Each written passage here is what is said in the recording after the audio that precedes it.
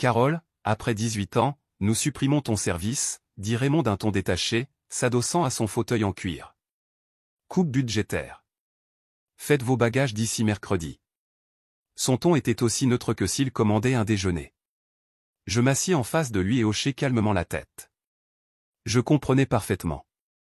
Le soulagement qui éclaira son visage était presque comique. Il s'attendait à des larmes, à de la colère, ou au moins à une négociation. Au lieu de cela, je me levai, lissai ma jupe et sortis de son bureau la tête haute.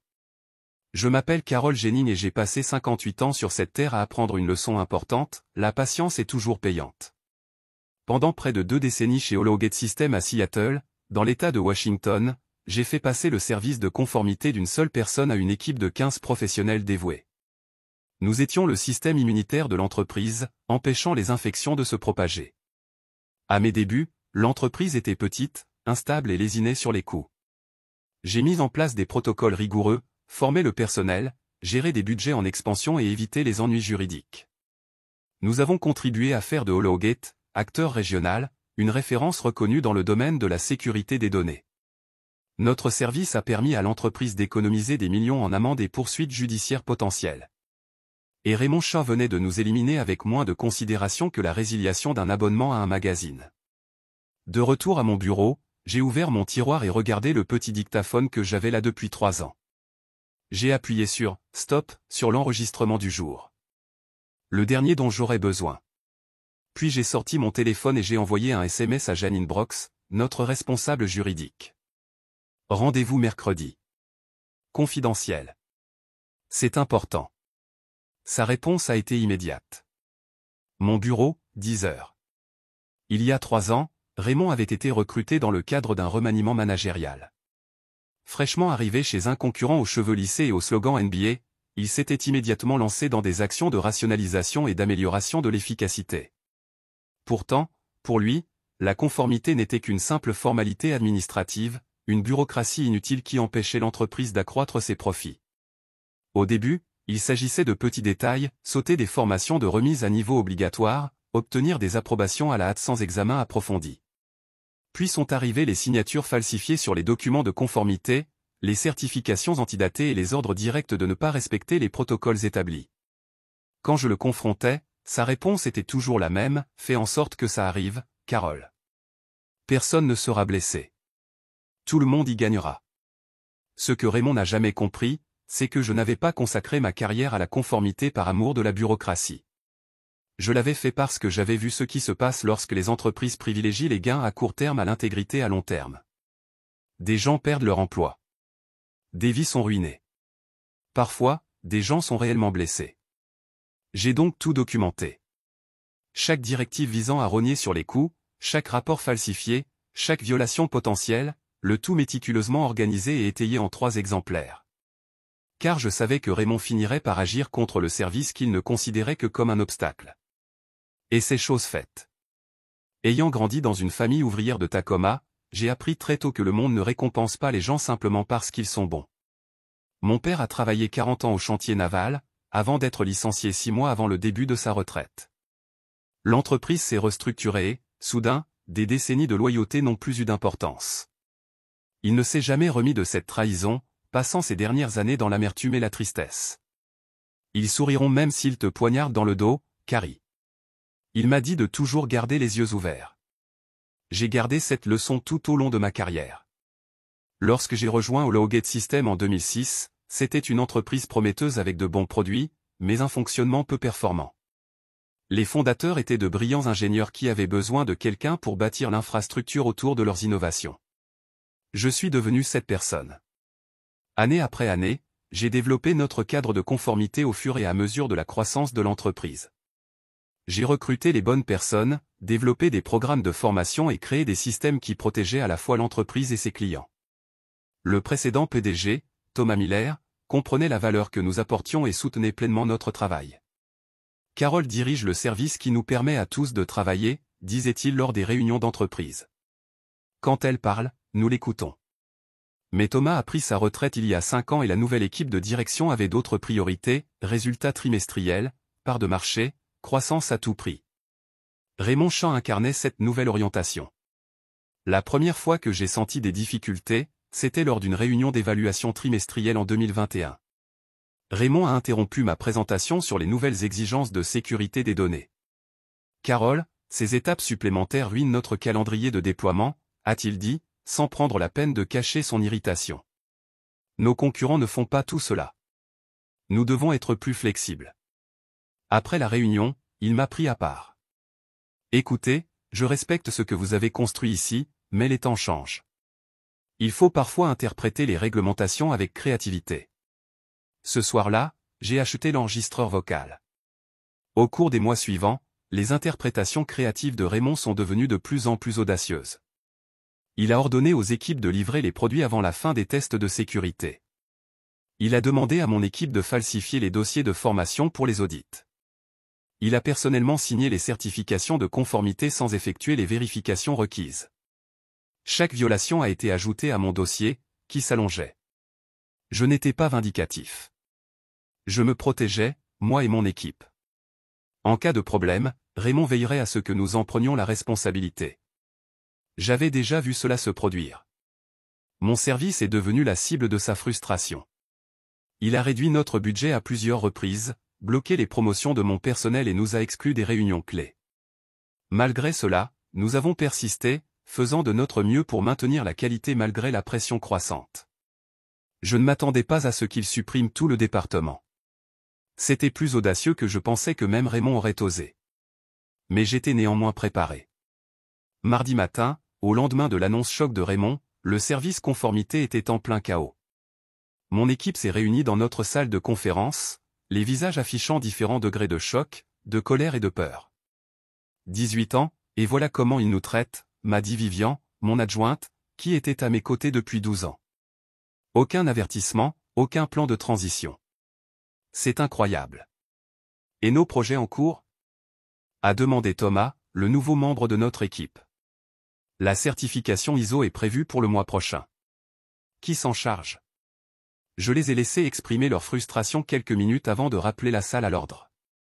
Je sais que c'est une nouvelle difficile et totalement injuste, mais pour l'instant, nous devons nous concentrer sur la documentation et assurer une passation de pouvoir en toute transparence. À qui remettre ? Demanda Vivian avec amertume. Ils détruisent tout ce que nous avons construit. Je la regardai fixement. Ce n'est pas parce qu'ils suppriment notre service que le travail disparaît. Quelqu'un devra reprendre ses responsabilités et aura besoin de nos documents. L'équipe n'avait pas l'air convaincue, mais elle me faisait confiance. Nous avons passé la journée à organiser les dossiers, à créer des guides de procédure et à préparer les notes de passation de pouvoir. Tout au long de la journée, j'ai gardé mon calme apparent, même si intérieurement, j'étais traversé par mes propres émotions. D'abord l'incrédulité, puis la colère brûlante, et enfin une détermination sans faille. Pendant le déjeuner, je me suis éclipsé pour rencontrer Philip Johnson, du service de sécurité informatique. Il avait été un allié au fil des ans, me soutenant souvent dans mes désaccords avec Raymond. J'ai entendu ce qui s'est passé, a-t-il dit alors que nous étions assis dans un café en face du bureau. C'est insensé. Les auditeurs vont s'en donner à cœur joie lorsqu'ils découvriront l'absence de fonction de conformité. En supposant qu'ils le découvrent, ai-je répondu. Raymond prévoit probablement de répartir nos responsabilités entre les services, pour faire croire que tout est couvert. Philippe secoua la tête. Un geste classique de chat. Éliminer l'expertise. Garder la façade. Je me suis penché en avant. Philippe, j'ai besoin d'un service. Peux-tu conserver le journal d'accès indiquant qui a modifié notre système de documentation de conformité au cours des 3 dernières années, ainsi que les copies de sauvegarde des documents originaux ? Ses yeux s'écarquillèrent légèrement. Carole, qu'est-ce que tu prévois ? Je compte protéger cette entreprise de l'imprudence de Raymond, ai-je simplement dit. Tu vas m'aider ? Il n'a pas hésité. Les journaux seront dans votre boîte mail d'ici la fin de la journée. Soyez prudents. De retour au bureau, j'ai trouvé une enveloppe sur mon bureau. À l'intérieur se trouvait un accord de licenciement. En échange de 2 mois d'indemnité de départ, je renonçais à tout droit de contester mon licenciement et acceptais une clause de confidentialité concernant les activités de l'entreprise. Le montant était scandaleusement faible pour quelqu'un de mon rang et de mon poste. Ce fut l'humiliation ultime de Raymond, qui s'attendait à ce que je renonce à près de 2 décennies de service pour une somme dérisoire. J'ai rangé l'accord non signé dans mon tiroir, à côté de l'enregistreur. Demain, j'apporterai tout à Janine Brox. La responsable juridique avait toujours été professionnelle avec moi, même si nous n'étions pas proches. Mais je connaissais sa réputation d'intégrité. Pour la première fois depuis l'annonce de Raymond, je m'autorisais un petit sourire. Il pensait que mercredi serait ma fin à Hollowgate. Il avait tort. Ce serait la sienne.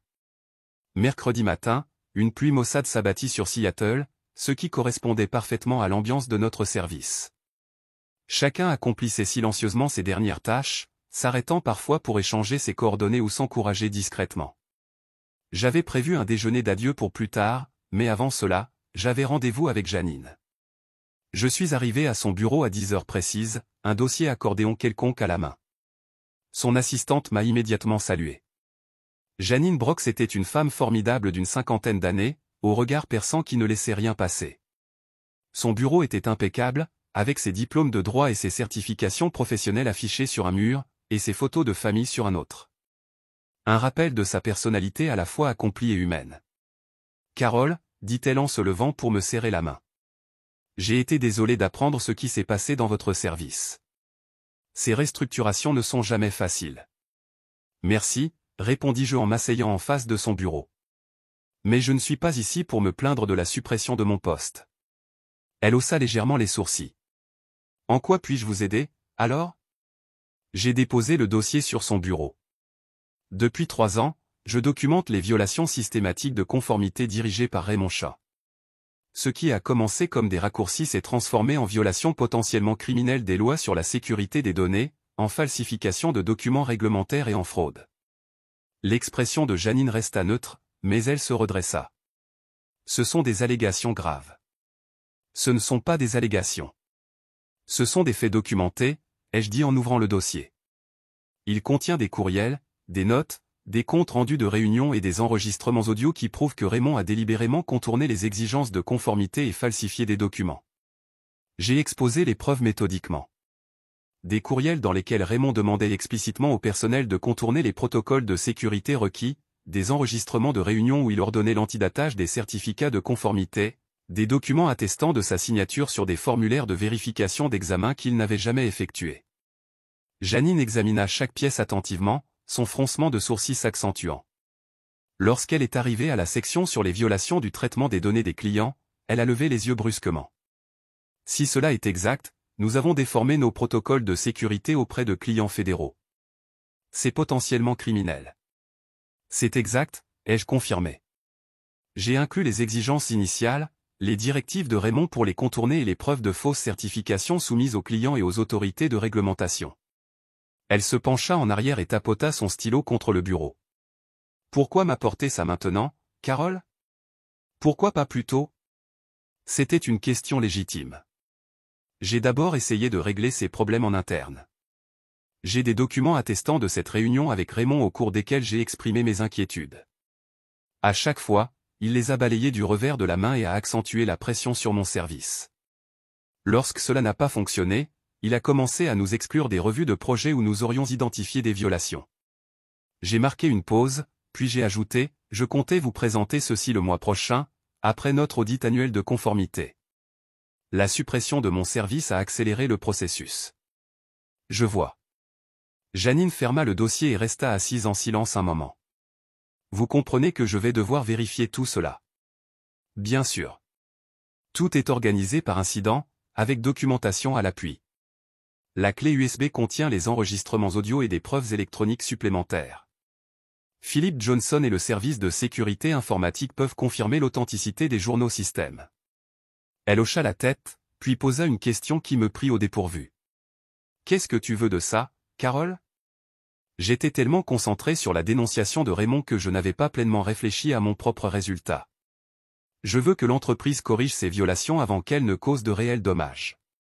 Certaines pourraient nécessiter une divulgation aux clients ou aux autorités de régulation.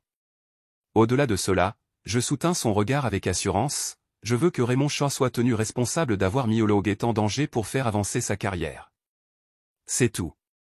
Vous ne demandez pas de réintégration ou d'indemnisation? J'ai secoué la tête. Ce n'est pas mon travail. Il s'agit de faire ce qui est juste. Janine m'a longuement observé. Je vais devoir en parler au PDG. Pourriez-vous être disponible demain matin? Je me rendrai disponible. Alors que je me levais pour partir, elle a ajouté, Carole, ne discute pas de cela avec qui que ce soit d'autre pour l'instant, et merci de nous l'avoir signalé plus tôt qu'aux autorités extérieures. J'ai hoché la tête et je suis parti, avec un étrange mélange de soulagement et d'impatience. La machine était en marche. J'ai passé l'après-midi avec mon équipe pour notre déjeuner d'adieu, essayant de me concentrer sur leurs préoccupations plutôt que sur ma réunion avec Janine. Nous nous sommes retrouvés au Bel-Aes, un restaurant près du bureau qui avait accueilli d'innombrables célébrations départementales au fil des ans. Le propriétaire nous a reconnus et nous a proposé une salle privée sans supplément, une petite gentillesse qui a failli me briser le cœur. Tandis que nous échangions des souvenirs et nous promettions de rester en contact, j'ai ressenti une pointe de culpabilité. Ces gens m'avaient fait confiance, avaient suivi mon exemple, et maintenant leur carrière était compromise. Même si mes preuves aboutissaient à des poursuites contre Raymond, cela ne leur permettrait pas automatiquement de retrouver leur emploi. Je tiens à vous remercier tous, ai-je dit en levant mon verre de thé glacé. Le travail que nous avons accompli a été important, même s'il n'a pas toujours été apprécié. Je suis fier de ce que nous avons accompli ensemble. Et je suis convaincu que chacun d'entre vous connaîtra le succès ailleurs. Vivant essuya une larme. Ce ne sera plus pareil sans ton leadership, Carole. Tu nous as appris que l'intégrité compte, même quand elle est gênante. Surtout quand c'est gênant, ai-je corrigé doucement, et le groupe a ri. Après le déjeuner, je suis retourné au bureau pour finir de ranger mon bureau. Alors que je rangeais mes derniers effets personnels, Raymond est apparu sur le seuil de ma porte. « Tu es prête à partir, Carole ?» demanda-t-il d'un ton trop enjoué. « J'aurai besoin de ton badge et de ton téléphone professionnel avant ton départ. » Je les lui ai remis sans commentaire. Son sourire s'estompa légèrement devant mon obéissance calme. « Écoutez, je sais que c'est difficile, mais les décisions professionnelles ne sont pas personnelles. J'ai toujours respecté votre rigueur. » La condescendance dans sa voix m'a fait dresser les cheveux sur la tête, mais j'ai conservé mon attitude professionnelle. « Bien sûr, Raymond, les affaires sont les affaires. » Il hocha la tête, apparemment satisfait que j'accepte mon sort sans problème. « L'accord de rupture. Avez-vous eu l'occasion de le consulter? » « Oui, » répondis-je d'un ton neutre. « Et j'aurai ma réponse demain. » Quelque chose dans mon ton a dû l'alerter car ses yeux se sont légèrement rétrécis. « Les conditions sont standards, Carole. Je te conseille de ne pas faire traîner les choses. » « Merci de votre sollicitude, » dis-je en fermant mon carton. « Je vous recontacterai. » Alors que je le dépassais pour prendre l'ascenseur, je sentis son regard me suivre. Pour la première fois, une certaine incertitude se lisait dans son expression. Bien. Laisse-le se poser des questions. Je venais d'arriver à ma voiture lorsque mon téléphone a vibré, accompagné d'un SMS de Philippe. Vous devez savoir que RS a accédé au système de conformité après les heures d'ouverture hier soir. Apparemment, il modifiait la documentation. Toutes les modifications ont été enregistrées conformément à votre demande. Mon cœur s'emballa. C'était inattendu, mais pas surprenant. Raymond couvrait ses traces, ignorant que nous avions conservé les documents originaux. Ces actions ne firent que renforcer nos accusations contre lui. J'ai répondu par SMS, « Merci. Pouvez-vous sécuriser ces journaux immédiatement ?» Sa réponse fut rapide. Déjà fait. Envoyez sur votre adresse email personnelle avec chiffrement. La phrase clé est votre phrase préférée de notre première rencontre. J'ai souri en me souvenant de la première collaboration de Philippe, 8 ans plus tôt. Je lui avais dit, par respect, nous ne sommes pas la police des fêtes. Nous sommes ceux qui veillent à ce que tout le monde rentre chez soi sain et sauf après la fête. Ce soir-là, j'ai reçu un autre message. Celui-ci venait de Janine, le PDG a examiné les premières preuves. Une réunion d'urgence du conseil d'administration est prévue demain à 9 h. Votre présence est requise à 11 h, confidentielle. Alors que je me préparais à aller au lit, j'ai reçu un dernier message de Raymond lui-même. Carole, on se retrouve pour un café demain, à 8 h. Il faut qu'on discute de ton package de transition, du potentiel d'amélioration si on arrive à s'aligner. Il commençait à s'inquiéter. Peut-être avait-il découvert que j'avais rencontré Janine, ou essayait-il simplement de me faire taire. Quoi qu'il en soit, son timing était révélateur. J'ai répondu par SMS. Malheureusement, pas disponible à 20h. Je serais ravi de vous parler au téléphone. Sa réponse est venue immédiatement. À table, alors. Désolé, engagement pris. On vous appelle demain après-midi. J'ai éteint mon téléphone, sans attendre sa réponse. Demain, je verrai bientôt s'effondrer la façade soigneusement construite de Raymond Shaw. Jeudi matin, je me suis habillé avec un soin particulier. Un tailleur anthracite, réservé aux présentations importantes, des boucles d'oreilles en perles ayant appartenu à ma mère et un foulard en soie bleue signature de Hollowgate. Si cela devait être ma dernière apparition dans l'entreprise, je l'affronterais avec dignité. L'appel de Janine est arrivé à 10h30. Le conseil d'administration est prêt. Pouvez-vous venir directement à la salle de conférence exécutive au 12e étage? Je suis déjà dans le bâtiment. J'arrive tout de suite. J'étais arrivé tôt, assis tranquillement au café du hall d'entrée, d'où je pouvais observer les allées et venues. J'avais vu Raymond arriver à 7h45, l'air échevelé, inhabituellement débraillé. À 8h30, 2 membres du conseil d'administration étaient entrés ensemble, l'air sombre. À 9h15, toute l'équipe de direction s'était précipitée, sans s'arrêter pour prendre son café habituel. En prenant l'ascenseur jusqu'au 12e étage, j'ai pris de grandes inspirations pour calmer mon cœur qui battait fort. Il ne s'agissait pas de vengeance. Il s'agissait de responsabilité.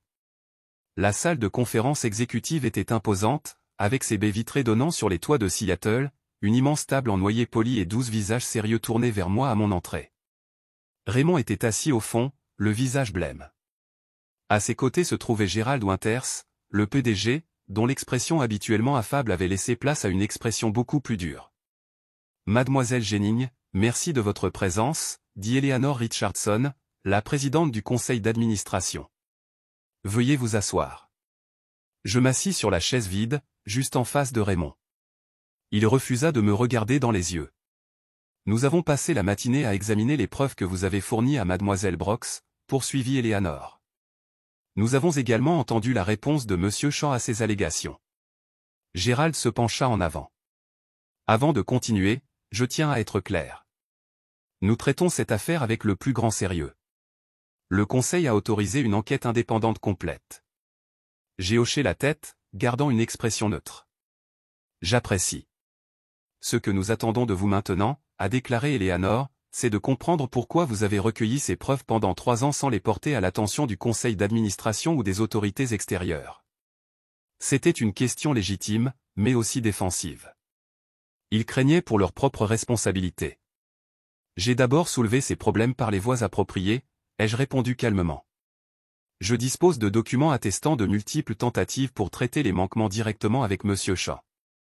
Lorsque cela s'est avéré inefficace, j'ai commencé à documenter les problèmes de manière plus exhaustive. Cela ne répond pas à la question de savoir pourquoi vous avez attendu 3 ans, a insisté l'un des membres du conseil. Parce que j'avais confiance en cette entreprise et que je voulais régler les problèmes en interne, ai-je expliqué. Je montais un dossier qui ne pouvait être écarté sous prétexte de malentendus ou de divergences d'interprétation. Et franchement, j'espérais que monsieur Shaw rectifierait le tir avant qu'il ne soit nécessaire de prendre cette mesure. Raymond prit enfin la parole, la voix tendue. C'est clairement une mesure de représailles. Carole était bouleversée d'avoir perdu son poste. Janine l'interrompit, le premier incident documenté dans le témoignage de mademoiselle Jennings précède toute discussion sur la suppression du département de près de 3 ans, et les journaux électroniques confirment la chronologie. Eleanor se tourna à nouveau vers moi. Mademoiselle Jennings, à la lumière de ce que nous avons appris, nous aimerions discuter de la poursuite de votre relation avec Hollowgate. Je soutins son regard avec assurance. Avec tout le respect que je vous dois, Madame la Présidente, je ne me préoccupe pas de ma position. Je me préoccupe de l'intégrité de l'entreprise et des dommages potentiels que ces violations pourraient causer aux clients. Néanmoins, Gerald intervint, nous pensons qu'il serait dans l'intérêt de tous que vous envisagiez de revenir pour nous aider à résoudre ces problèmes. Avant que je puisse répondre, la porte s'ouvrit et un homme en costume impeccable entra, saluant Eleanor d'un signe de tête. « Voici Maître Atkins, de notre cabinet d'avocats », expliqua-t-elle. Compte tenu des implications juridiques potentielles, il nous rejoindra.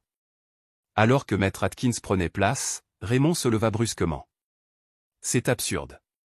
J'ai bâti la position de cette entreprise sur le marché au cours des 5 dernières années, alors que la conformité n'était qu'un poste de coût. Asseyez-vous, Monsieur Shaw, dit Eleanor sèchement. Votre avenir dans cette entreprise est sérieusement remis en question. J'ai vu Raymond prendre conscience de la situation. Ce n'était pas une réunion pour gérer un employé problématique. C'était le début de sa chute. Une semaine après ma réunion avec le conseil d'administration, j'étais dans le bureau de Gerald Winter pour examiner les conclusions de l'enquête indépendante. Les résultats étaient encore plus accablants que ne le laissaient entendre mes preuves. Les violations de Raymond s'étendaient au-delà de mon service, affectant le développement de produits, les contrats clients et les rapports financiers. Le conseil d'administration a mis fin au contrat de Raymond avec effet immédiat, m'a informé Gerald. Nous avons également signalé les violations aux autorités réglementaires et pris contact avec les clients concernés. J'ai hoché la tête, non pas triomphant, mais profondément soulagé. C'est une attitude responsable. Nous aimerions que vous dirigiez notre nouvelle division conformité et éthique, a poursuivi Gerald, avec des pouvoirs accrus, un rapport direct au conseil d'administration et un siège au comité exécutif. Cette offre correspondait parfaitement à mes attentes professionnelles, mais j'ai hésité. Et mon équipe? Nous offrons des postes à chacun des 15 membres, avec des responsabilités accrues et des ajustements de rémunération appropriés, m'a-t-il assuré. Le Conseil reconnaît désormais que la suppression de la conformité était une mesure à courte vue. C'est un euphémisme, observai-je. Gérald eut la grâce de paraître gêné. J'aurais dû être plus attentif aux préoccupations que vous avez soulevées au fil des ans. Je vous prie de m'en excuser. J'ai soigneusement étudié son offre. La solution de facilité aurait été d'accepter, de reprendre le poste que j'avais créé et de poursuivre mon travail. Mais quelque chose avait fondamentalement changé. J'apprécie l'offre, Gerald, mais j'ai besoin de temps pour y réfléchir. La semaine dernière a été une période de clarification pour moi. Il parut surpris, mais hocha la tête. Bien sûr, l'offre reste valable. En quittant son bureau, je suis passé devant l'ancien bureau de Raymond. Des employés étaient déjà en train d'effacer son nom de la porte. 3 cadres qui évitaient jusque-là tout contact visuel avec moi ont souri et hoché la tête en guise de salutation. La nouvelle s'était vite répandue. Dans l'ascenseur, j'ai consulté mon téléphone et j'ai trouvé 3 appels manqués de recruteurs de cadres et un SMS de Vivien. Réunion d'équipe chez BLS, 17h. Grande nouvelle à annoncer. J'ai souri. Mon équipe avançait déjà, avec ou sans HoloGate. Lorsque les portes de l'ascenseur se sont ouvertes, j'ai réalisé que j'allais de même. 6 mois plus tard, je m'adressais au public de la Conférence nationale des responsables de la conformité à Dallas. Mon discours d'ouverture, la tutelle éthique à l'ère de l'accélération, avait attiré une foule nombreuse. La conformité ne se résume pas à des règles et réglementations, ai-je conclu. Il s'agit de créer une culture où agir correctement n'est pas exceptionnel. C'est une exigence. Où l'intégrité n'est pas un département, mais une valeur partagée. Les applaudissements étaient gratifiants, mais les hochements de tête des professionnels qui comprenaient les défis quotidiens du maintien des normes dans des environnements axés sur la vitesse et le profit étaient encore plus significatifs. Plus tard, pendant la réception, une jeune femme s'est approchée de moi. Mademoiselle Jennings, votre histoire a été une source d'inspiration pour beaucoup d'entre nous. Votre façon de défendre vos principes, même au péril de votre vie, est tout à fait représentative de cette profession. Merci, répondis-je, touché par sa sincérité. Mais n'oubliez pas, documenter sans agir, c'est simplement tenir des registres. Le plus difficile, c'est de savoir quand agir en fonction de ce que vous avez rassemblé. Elle acquiesça avec sérieux. J'aimerais en savoir plus sur votre nouvelle pratique de conseil. Après avoir décliné l'offre de Gerald chez HoloGate, j'ai lancé Genin Integrity Advisor, une agence qui aide les entreprises à mettre en place des cadres éthiques solides plutôt que de simples cases à cocher de conformité. Nous avions déjà des clients dans 4 États et une liste d'attente pour d'autres. Plus surprenant encore, HoloGate était devenu notre plus gros client. Gerald nous avait engagés pour rebâtir leur culture de conformité de A à Z, avec mon ancienne équipe comme partenaire interne dans cette transformation. Raymond, quant à lui, n'avait pas eu de bons résultats. Les enquêtes réglementaires déclenchées par les révélations de HoloGate avaient révélé des pratiques similaires chez ses précédents employeurs. Sa certification de professionnel de la sécurité avait été révoquée et il risquait désormais des sanctions civiles. La justice, me suis-je dit, arrive souvent à son rythme, mais elle arrive. Ma nouvelle vie n'était prévue à aucun plan, mais d'une certaine manière, cela me semblait juste, mettre mon expérience à profit pour aider les autres à éviter les erreurs dont j'avais été témoin. Les leçons apprises au cours de mes 18 années chez HoloGate sont devenues le fondement pour aider d'autres organisations à bâtir une culture d'intégrité, et pas seulement de conformité. Chaque entreprise que j'ai conseillée était une entreprise de plus où les employés pouvaient exercer leur métier sans compromettre leurs valeurs, et où les dirigeants comprenaient que les raccourcis mènent inévitablement à des chemins plus longs et plus coûteux.